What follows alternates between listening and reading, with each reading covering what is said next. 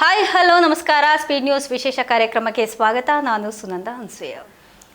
ಇದುವರೆಗೂ ನಮ್ಮ ರಾಜ್ಯದಲ್ಲಿ ಡಿ.ಕೆ. ಶಿವಕುಮಾರ್ ಅವರು ಸಿಎಂ ಆದಮೇಲೆ ಗೃಹಲಕ್ಷ್ಮಿ ಹಣ ಮಹಿಳೆಯರಿಗೆ ಅಂದರೆ ಕೆಲವೊಂದು ಭಾಗದಲ್ಲಿ, ನಮ್ಮ ರಾಜ್ಯದ ಕೆಲವೊಂದು ಭಾಗದಲ್ಲಿ ಮಾತ್ರ ಅಕೌಂಟ್ಗೆ ಜಮೆ ಆಗಿರೋದು ಗೊತ್ತಾಗಿದೆ. ಹಾಗೆಯೇ ಇನ್ನೊಂದು ಕೆಲವೊಂದು ಭಾಗದಲ್ಲಿ ನಮಗಿನ್ನೂ ಸಹ ಗೃಹಲಕ್ಷ್ಮಿ ಹಣ ಬಂದಿಲ್ಲ ಅಂತ ಮಹಿಳೆಯರು ತುಂಬ ಕನ್ಫ್ಯೂಷನಲ್ಲಿದ್ದಾರೆ. ಇವರೇನು ಹಾಕ್ತಾರೋ ಇಲ್ವೋ ಅಂತ. ಕೆಲವೊಬ್ಬರಂತೂ ಈ KYC ಕಾಟಕ್ಕೆ ಬೇಸತ್ತು ಯಾವ ದುಡ್ಡು ಬೇಡಪ್ಪ ಅಂತ ಹೇಳ್ಬಿಟ್ಟು ಆಲ್ರೆಡಿ ಸುಮ್ಮನೆ ಆಗ್ಬಿಟ್ಟಿದ್ದಾರೆ ಲೇಡೀಸು. ಏನು ರಾಜ್ಯ ಸರ್ಕಾರ ಮಾತ್ರ ಸುಮ್ಮನೆ ಕೂರ್ತಾ ಇಲ್ಲ, ಅವರಿಗೆ ಸುಮ್ಮನೆ ಕೂರಕ್ಕೆ ಆಗ್ತಾ ಇಲ್ಲ. ಈಗ ಗೃಹಲಕ್ಷ್ಮಿ ಯೋಜನೆಯನ್ನು ರಿವೆರಿಫಿಕೇಷನ್ ಮಾಡುವಂತಹ ಕೆಲಸ ಶುರು ಮಾಡಿಕೊಂಡಿದೆ ಸರ್ಕಾರ. ಗೃಹಲಕ್ಷ್ಮಿ ಹಣ ಪಡೆಯೋದಕ್ಕೆ ಯಾರ್ಯಾರಿಗೆ ಅರ್ಹತೆ ಇದೆಯೋ ಅಥವಾ ಯಾರ್ಯಾರಿಗೆ ಅರ್ಹತೆ ಇಲ್ವೋ ಅಂತ ಪರಿಶೀಲನೆ ಮಾಡೋದಕ್ಕೆ ಅಂತ ಹೇಳಿ ಮನೆ ಮನೆಗೆ ಸಮೀಕ್ಷೆಯನ್ನು ಮಾಡೋದಕ್ಕೆ ಈಗ ಸರ್ಕಾರದವರು ಶುರು ಮಾಡಿಕೊಂಡಿದ್ದಾರೆ. ಯೋಜನೆಯಲ್ಲಿ ಅಕ್ರಮ ಹಾಗೆ ಅನರ್ಹ ಫಲಾನುಭವಿಗಳಿಗೆ ಹಣ ಹೋಗಬಾರ್ದು, ಹೋಗುವುದನ್ನು ತಡಿಬೇಕು ಅನ್ನುವಂತಹ ಉದ್ದೇಶವನ್ನು ಇಟ್ಕೊಂಡು ಈ ಒಂದು ರಿವೆರಿಫಿಕೇಷನನ್ನು ಮಾಡ್ತಾ ಇದ್ದಾರೆ ಸರ್ಕಾರದವರು. ಮರುಪರಿಶೀಲನೆ ಅಂದರೆ ರಿವೆರಿಫಿಕೇಷನ್ ಒಂದು ಹಂತದಲ್ಲಿ ಫಲಾನುಭವಿಗಳ ಬಯೋಮೆಟ್ರಿಕ್ ಹಾಗೆ ಫೇಸ್ ರೆಕಗ್ನೈಸೇಷನ್ ಅಂದರೆ ಫೇಸ್ ಸ್ಕ್ಯಾನಿಂಗ್ ಮಾಡುವಂತಹ ಮೂಲಕ ದೃಢೀಕರಣ ಪಡೆಯೋದಕ್ಕೆ ಅವಕಾಶ ಮಾಡಿಕೊಟ್ಟಿದ್ದಾರೆ. ಇದೇ ಉದ್ದೇಶಕ್ಕಾಗಿ ಮೊಬೈಲ್ ಆ್ಯಪ್ ಹಾಗೆ ವೆಬ್ ಪೋರ್ಟಲ್ ಏನಿದೆ ಅದನ್ನು ಕೂಡ ಒಂದು ಅಭಿವೃದ್ಧಿ ಮಾಡಿದ್ದೆ ಸರ್ಕಾರ. ಅವುಗಳ ಒಂದು ಅಂತಿಮ ಹಂತದ ಪರಿಶೀಲನೆ ನಡೀತಾ ಇದೆ. ಆ ಒಂದು ಆ್ಯಪ್ಗಳೇನಿದೆ ಅದನ್ನು ಕೂಡ ಒಂದು ಅಂತಿಮ ಹಂತದ ಪರಿಶೀಲನೆ ನಡೆಸ್ತಾ ಇದ್ದಾರೆ ಅನ್ನುವಂಥ ವಿಷಯವನ್ನು ಈಗ CM ಡಿ.ಕೆ. ಶಿವಕುಮಾರ್ ಅವರೇ ಹೇಳಿದ್ದಾರೆ. ಗೃಹಲಕ್ಷ್ಮಿ ಯೋಜನೆಯಡಿ ಮೃತಪಟ್ಟಂತಹ ಮಹಿಳೆಯರ ಖಾತೆಗಳಿಗೆ ಹಾಗೆ ಅರ್ಹತೆ ಯಾರ್ಯಾರಿಗಿರಲ್ವೋ ಅವ್ರಿಗೂ ಸಹ ಅವರ ಖಾತೆಗಳಿಗೂ ಸಹ ಹಣ ವರ್ಗಾವಣೆ ಆಗ್ತಾ ಇರುವಂತಹ ಬಗ್ಗೆ ಸರ್ಕಾರದ ಗಮನಕ್ಕೆ ಈ ಒಂದು ವಿಷಯ ಸರ್ಕಾರದ ಗಮನಕ್ಕೆ ಬಂದಾಗ ಈ ಒಂದು ರಿವೆರಿಫಿಕೇಷನ್ ಅನ್ನುವಂತಹ ಪ್ರಕ್ರಿಯೆಯನ್ನು ಶುರು ಮಾಡಿಕೊಂಡಿದ್ದಾರೆ. ಈಗ ಇದರಿಂದ ಕೋಟ್ಯಾಂತರ ರೂಪಾಯಿ ವ್ಯತ್ಯಾಸ ಆಗ್ತಾ ಇರುವಂತಹ ಹಿನ್ನೆಲೆಯಲ್ಲಿ ಯೋಜನೆಯನ್ನು ಮರುಪರಿಶೀಲನೆ ಮಾಡಬೇಕು ಅಂತ ಹೇಳಿ ನಿರ್ಧಾರ ಮಾಡಿದ್ದಾರೆ. ಅರ್ಹ ಫಲಾನುಭವಿಗಳನ್ನು ಮಾತ್ರ ಗುರುತಿಸಿ ಅವರಿಗೆ ಹಣ ಹೋಗಿಸ್ಬೇಕು, ಹಾಗೆ ಯೋಜನೆಯ ದುರ್ಬಳಕೆ ತಡಿಬೇಕು ಅನ್ನುವಂಥದ್ದು ಸರ್ಕಾರದ ಒಂದು ಪ್ರಮುಖ ಉದ್ದೇಶ. ಈ ಒಂದು ಹಿನ್ನೆಲೆಯಲ್ಲಿ ಮುಂದಿನ ದಿನಗಳಲ್ಲಿ ಒನ್ ಟೈಮ್ ಬಯೋಮೆಟ್ರಿಕ್ ದೃಢೀಕರಣ ವ್ಯವಸ್ಥೆ ಜಾರಿಗೆ ಬರುವಂತಹ ಸಾಧ್ಯತೆ ಇದೆ.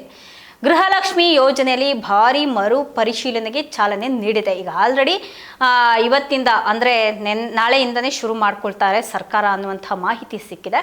ಅರ್ಹ ಫಲಾನುಭವಿಗಳನ್ನು ಪತ್ತೆ ಹಚ್ಚಬೇಕು, ಜೊತೆಗೆ ಅಕ್ರಮಗಳನ್ನು ತಡಿಬೇಕು ಅನ್ನುವಂಥ ಉದ್ದೇಶವನ್ನು ಇಟ್ಕೊಂಡು ಸರ್ಕಾರ ಈಗ ರಿವೆರಿಫಿಕೇಷನ್ ಅಥವಾ ಒಂದು ಮರುಪರಿಶೀಲನೆ ಏನಿದೆ ಈ ಒಂದು ಪ್ರಕ್ರಿಯೆಗೆ ಆಲ್ರೆಡಿ ಚಾಲನೆ ಕೊಟ್ಟಿದೆ. ಮನೆ ಮನೆಗೆ ಅಧಿಕಾರಿಗಳು ಬರ್ತಾರೆ, ಬಂದ್ಬಿಟ್ಟು ನಿಮ್ಮ ಬಯೋಮೆಟ್ರಿಕ್ ಅಥವಾ ಫೇಸ್ ಅಥೆಂಟಿಕೇಷನ್ ಪರಿಶೀಲನೆಯನ್ನು ನಡೆಸ್ತಾರೆ. ಗೃಹಲಕ್ಷ್ಮಿ ಯೋಜನೆಗೆ ಹೊಸದಾಗಿ ಅರ್ಜಿಯನ್ನು ಸಲ್ಲಿಸುವ ಪ್ರಕ್ರಿಯೆಗೂ ಕೂಡ ಸರ್ಕಾರ ಸಿದ್ಧತೆ ಮಾಡಿಕೊಂಡಿದೆ. ಅಂದರೆ ಈಗ ಹಳೆ ಅರ್ಜಿ ಏನಿದೆ ಆ ಒಂದು ಅರ್ಜಿಗೆ ಆಗಲಿ ಆ ಒಂದು ಅಕೌಂಟ್ಗಾಗಲಿ ವ್ಯಾಲ್ಯೂ ಇರೋದಿಲ್ಲ, ಹೊಸ ಅರ್ಜಿಯನ್ನೇ ಹಾಕಬೇಕಾಗತ್ತೆ. ಮಹಿಳಾ ಮತ್ತು ಮಕ್ಕಳ ಅಭಿವೃದ್ಧಿ ಇಲಾಖೆ ಹೊಸ ಅರ್ಜಿ ನಮೂನೆಯನ್ನು ಆಲ್ರೆಡಿ ಸಿದ್ಧಪಡಿಸಿದೆ. ಅದರಲ್ಲಿರುವಂತಹ ಪ್ರಶ್ನೆಗಳು ಹಾಗೆ ವಿವರಗಳ ಕುರಿತು ಸರ್ಕಾರ ಹಾಗೆ ಹಣಕಾಸು ಇಲಾಖೆಗೆ ಪ್ರಸ್ತಾವನೆ ಕೂಡ ಸಲ್ಲಿಸಿದ್ದಾರೆ.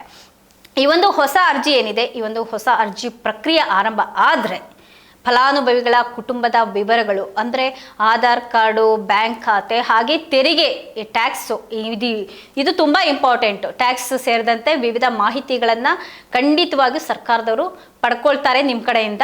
ಗೃಹಲಕ್ಷ್ಮಿ ಗೃಹಜ್ಯೋತಿ ಯೋಜನೆಗಾಗಿ ಅರ್ಜಿ ಸಲ್ಲಿಕೆ ಕಡ್ಡಾಯ ಅಂತ ಹೇಳ್ಬಿಟ್ಟು ಸರ್ಕಾರ ಆಲ್ರೆಡಿ ಹೇಳಿದೆ. ಇನ್ನು ಯಾವುದೇ ಚೇಂಜಸ್ ಇರೋದಿಲ್ಲ. ನಿಜವಾಗ್ಲೂ ಇದು ಒಂದು ರಿವೆರಿಫಿಕೇಷನ್ ಅಂದರೆ ಹೊಸ ಒಂದು ಅರ್ಜಿಯನ್ನೇ ಹಾಕಬೇಕಾಗುತ್ತೆ. ಶೀಘ್ರದಲ್ಲೇ ಅರ್ಜಿ ಸಲ್ಲಿಕೆ ಮಾಡೋದಕ್ಕೆ ಅವಕಾಶ ಕೊಡ್ತಿದ್ದಾರೆ.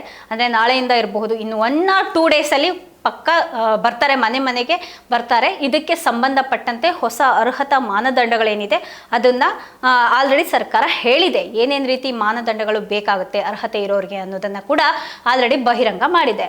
ಗೃಹಲಕ್ಷ್ಮಿ ಯೋಜನೆಯ ಫಲಾನುಭವಿಗಳಿಗಾಗಿ ಮಹಿಳಾ ಮತ್ತು ಮಕ್ಕಳ ಕಲ್ಯಾಣ ಇಲಾಖೆ ಹೊಸದಾಗಿ ಅರ್ಜಿಯನ್ನು ರೆಡಿ ಮಾಡಿಕೊಂಡಿದ್ದಾರೆ. ಹೊಸ ಅರ್ಜಿ ಹಾಗೆ ಅದರಲ್ಲಿ ಇರುವಂತಹ ಪ್ರಶ್ನೆಗಳನ್ನು ಸರ್ಕಾರ ಮತ್ತು ಹಣಕಾಸು ಇಲಾಖೆಗೆ ಪ್ರಸ್ತಾವನೆ ಕೂಡ ಕೊಟ್ಟಿದ್ದಾರೆ. ಹಾಗಾದರೆ ಯಾವೆಲ್ಲ ದಾಖಲೆಗಳು ಕೊಡಬೇಕಾಗತ್ತೆ, ಆ ಅರ್ಜಿಯಲ್ಲಿ ಏನೇನೆಲ್ಲ ಪ್ರಶ್ನೆಗಳಿದೆ, ಯಾವ್ಯಾವ ರೀತಿಯಾದಂತಹ ದಾಖಲೆಗಳನ್ನು ನೀವು ಮನೆಯಲ್ಲೇ ರೆಡಿ ಮಾಡಿ ಇಟ್ಕೋಬೇಕಾಗುತ್ತೆ ಅಂತ ನೋಡೋದಾದರೆ, ಮನೆ ಯಜಮಾನಿ ಯಾರು, main head of the family ಯಾರು, ಆಧಾರ್ ಸಂಖ್ಯೆ ಏನು, ಅಂದರೆ ನಿಮ್ಮ ಒಂದು ಆಧಾರ್ ಕಾರ್ಡನ್ನು ನೀವು ಕೈಲಿ ಇಟ್ಕೊಂಡು ಕೂತ್ಕೋಬೇಕಾಗುತ್ತೆ ಮನೆಯಲ್ಲಿ. ಮನೆ ಯಜಮಾನಿ ಬ್ಯಾಂಕ್ ಖಾತೆ ವಿವರ, ಬ್ಯಾಂಕ್ ಪಾಸ್ಬುಕ್ಕನ್ನು ಕೂಡ ಅದ್ರ ಜೊತೆ ಇಟ್ಕೋಬೇಕಾಗುತ್ತೆ. ಈ ಹಿಂದೆ ಮನೆಯಲ್ಲಿ ಎಷ್ಟು ಸದಸ್ಯರಿಗೆ ಗೃಹಲಕ್ಷ್ಮಿ ಹಣ ಖಾತೆಗೆ ಬರ್ತಾ ಇತ್ತು ಅನ್ನುವಂತಹ ಡೀಟೇಲ್ಸ್ ಕೂಡ ನಿಮ್ಮ ಹತ್ರ ಕೇಳ್ತಾರೆ ಅವರು. ಅಂದರೆ ಒಬ್ಬರಿಗೆ ಬರ್ತಾ ಇತ್ತಾ ಇಲ್ಲ ಇಬ್ಬಿಬ್ಬರಿಗೆ ಬರ್ತಾ ಇತ್ತಾ, ಅಂದರೆ ಒಬ್ರು ಸತ್ತೋದ ಮೇಲೆ ಸೊಸೆಗೋ ಇಲ್ಲ ಮಗಳಿಗೋ ಟ್ರಾನ್ಸ್ಫರ್ ಮಾಡಿಸ್ಕೊಂಡ್ಬಿಟ್ಟಿರ್ತಾರೆ, ಆವಾಗ ಅತ್ತೆಗೂ ಬರ್ತಾ ಇರುತ್ತೆ ಮತ್ತು ಮಗಳಿಗೂ ಬರ್ತಾ ಇರುತ್ತೆ. ಆ ರೀತಿ ಏನಾದರೂ ಆಗಿದ್ರೆ ಎಷ್ಟು ಜನಕ್ಕೆ ಬರ್ತಾ ಇತ್ತು ಅನ್ನೋದು ಕೂಡ ಡೀಟೇಲ್ಸ್ ನೀವು ಕೊಡಬೇಕಾಗುತ್ತೆ. ಇನ್ನು ಯಾವ ಜಾತಿ, ಯಾವ ಕ್ಯಾಸ್ಟ್ ಅನ್ನೋದು ಕೂಡ ಕೇಳ್ತಾರಂತೆ. ಮನೆಯ ಯಜಮಾನಿ ಪತಿ ಹೆಸರು, ಅಂದರೆ ಓನರ್ ಯಾರಿರ್ತಾರೆ ನಿಮಗೆ ಅವರ ಒಂದು ಹೆಸರನ್ನು ಕೂಡ ಕೊಡಬೇಕಾಗುತ್ತೆ. ಇನ್ನು ಈ ಜಾತಿ ಅವಶ್ಯಕತೆ ಏನಿದೆ ಅನ್ನೋದು ದೇವರಣೆ ಗೊತ್ತಿಲ್ಲ. ಆಧಾರ್ ಸಂಖ್ಯೆ, ಆಧಾರ್ ಕಾರ್ಡ್ ದಾಖಲಾತಿ ಏನಿರುತ್ತೆ ಅದನ್ನು ಕೂಡ ಸಲ್ಲಿಕೆ ಮಾಡಬೇಕಾಗುತ್ತೆ. ನೀವು IT ಮತ್ತು GST ಪಾವತಿ ಏನಾದರೂ ಕಟ್ತಾ ಇದ್ರೆ ಅದ್ರ ಡೀಟೇಲ್ಸ್ ಕೂಡ ನೀವು ಕಂಪಲ್ಸರಿ ಕೊಡಬೇಕಾಗುತ್ತೆ. ನಿಮ್ಮ ಬಳಿ APL ಕಾರ್ಡ್ ಅಥವಾ BPL ಕಾರ್ಡ್ ಇದೆಯಾ? ಇದು ಕಂಪಲ್ಸರಿ ರೇಷನ್ ಕಾರ್ಡ್ ಇರಲೇಬೇಕಾಗುತ್ತೆ ಗೃಹಲಕ್ಷ್ಮಿಗೆ. ರೇಷನ್ ಕಾರ್ಡ್ ಇಲ್ಲದವರಿಗೆ ಇದು ಗ್ಯಾರಂಟಿ ಕ್ಯಾನ್ಸಲ್ ಆಗುತ್ತೆ. ಹೊಸ ಅರ್ಜಿ ಸಲ್ಲಿಸಬೇಕು ಅಂದರೆ, ಹಾಗೆ ಹೊಸ ಅರ್ಹತಾ ಮಾನದಂಡಗಳ ಅಂತಿಮ ಅನುಷ್ಠಾನಕ್ಕೆ ಸರ್ಕಾರದ ಒಂದು ಅಧಿಕೃತ ಅಧಿಸೂಚನೆ ಹೊರಬಂದಂತಹ ಬಳಿಕ ಅಷ್ಟೇ ಸ್ಪಷ್ಟತೆ ನಿಮಗೆ ಸಿಗುತ್ತೆ. ಹೀಗಾಗಿ ಫಲಾನುಭವಿಗಳು ಅಧಿಕೃತ ಒಂದು ಪ್ರಕಟಣೆಗಾಗಿ ಕಾಯೋದು ಸೂಕ್ತ ಅಂತ ಹೇಳ್ತಾ ಇವತ್ತಿನ ಒಂದು ಕಾರ್ಯಕ್ರಮವನ್ನು ಮುಗಿಸ್ತಾ ಇದ್ದೇನೆ. ಇದಾಗಿತ್ತು ಇವತ್ತಿನ ವಿಶೇಷ. ನಿರಂತರ ಸುದ್ದಿಗಾಗಿ ನೋಡ್ತಾ ಇರಿ ಸ್ಪೀಡ್ ನ್ಯೂಸ್ ಕನ್ನಡ. ಸುದ್ದಿ ನಿಮ್ಮದು, ವೇಗ ನಮ್ಮದು.